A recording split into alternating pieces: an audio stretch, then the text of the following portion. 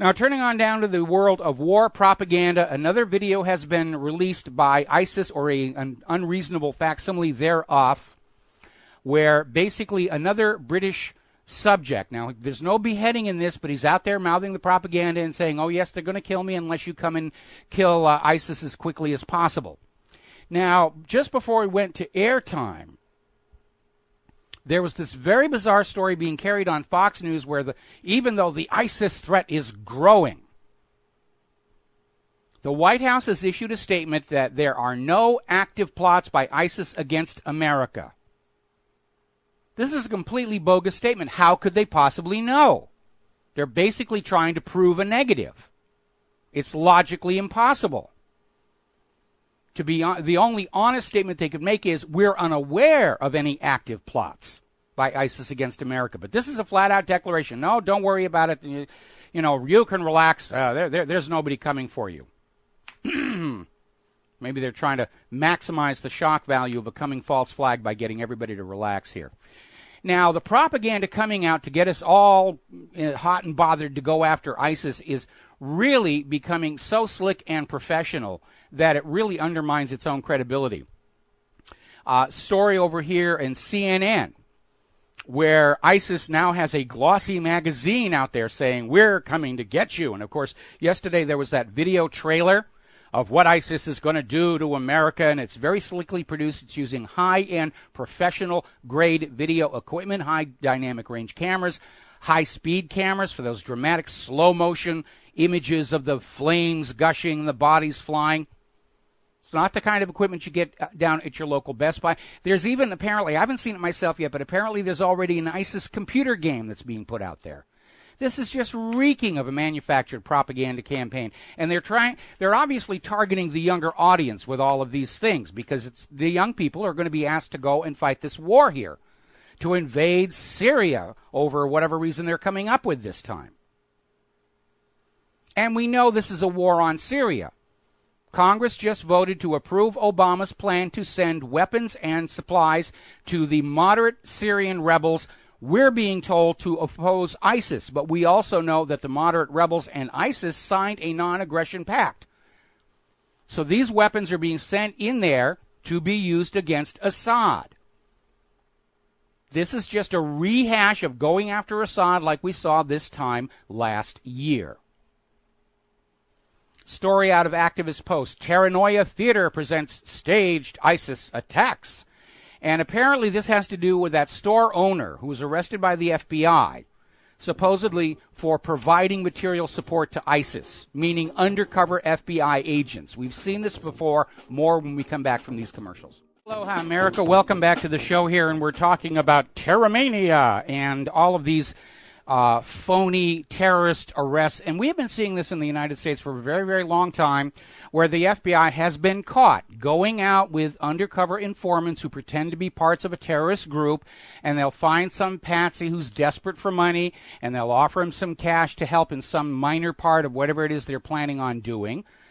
They'll literally provide the equipment, the bombs, the clothing, the boots, whatever. Then the FBI swoops in and arrests this poor patsy and sets him up in the media as proving there's a terrorist threat here in the United States of America. Then 6 months down the road, the case goes to court, and the judge throws it out as an obvious case of entrapment. But meanwhile, the operation has achieved its goal of having a terrorist headline in the newspaper.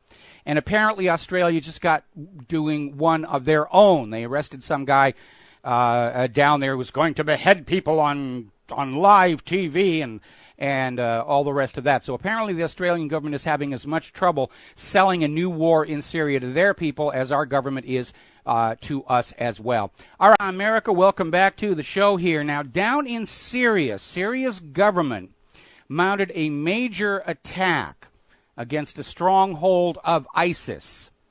Sent in helicopter gunships and basically blew the place up, killing an estimated 15 of the leadership of ISIS in Syria.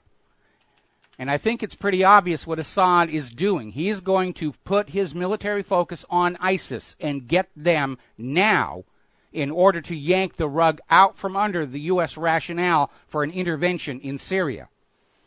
Because remember, Obama is trying to sell this to you on the idea that ISIS is inside Syria and we have to go in and get them. And I think Assad is going to come down hard on ISIS and basically destroy their leadership, decapitation strikes, and then he can turn to Obama and say, ISIS isn't a problem here. ISIS is a problem over in Iraq. Go deal with Iraq. And, of course, Iraq's prime minister has already said flat out, no U.S. forces, no foreign forces will be allowed on the ground in here. And between the two of them, they're going to put Obama in the position of trying to sell to the world that the United States has some kind of moral authority and legal right under international law to invade other people's countries and drop bombs, which, of course, he does not. Now, there's another indication that ISIS is a bit of a fraud because apparently photos of ISIS on the ground are showing them driving these special Toyota trucks. They're made in Texas, and they have special modifications. And these trucks are only used for the U.S. Special Forces. They're not sold anywhere. You cannot buy one of these. The only people who get these are U.S. military assets, and ISIS is driving them around. One of the photos of ISIS holding a gun to the head of a hostage, the guy in the ISIS black outfit is wearing U.S.-issued Army combat boots. This is all fakes and fraud. Story out of therealnews.com. Coalition to fight the Islamic State unlikely to succeed. There's an understatement. Because this supposed 40-nation coalition of the kind of maybe sort of going to go along with this thing is already falling apart. France will not carry out airstrikes in Syria. Neither will Britain. Egypt is keeping their military on their own territory to deal with their internal strife. The only country out of that 40 so far to actually commit manpower and assets to the region is Australia. Everybody else is staying in their own country and going, yes, Obama, go, have fun, we're cheering you on. But as is usually historically the case with these coalition missions, it's always the United States acting unilaterally, and the only point of the coalition is to cloak this unilateral invasion with some kind of an idea that this represents the will of the international community, to go on in and kill a bunch of people and blow things up. Now, as I mentioned before, this is all about getting Assad. It's not about getting ISIS. And we know that because U.S. President Barack Obama and the Congress have just agreed they're going to arm and train the moderate rebels against ISIS. Except the moderate rebels and ISIS have already signed a non-aggression pact. They're uniting. They're becoming one unit. They're targeting Assad. So the U.S. is sending in this training and these arms for the moderate rebels to use against Assad. And the moderate rebels' ranks are thinning. They're going over to ISIS.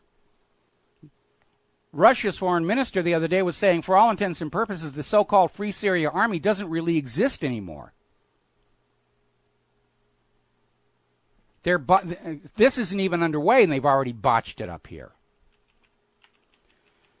All righty. Kerry, our strategy is to give military assistance in Iraq and Syria. And military assistance will come in a range of forms, from training and equipping, logistics to airlift, and countries from inside and outside the region are already right now providing the support for those venues, blah, blah, blah, blah, blah, which is how we got into this mess in the first place.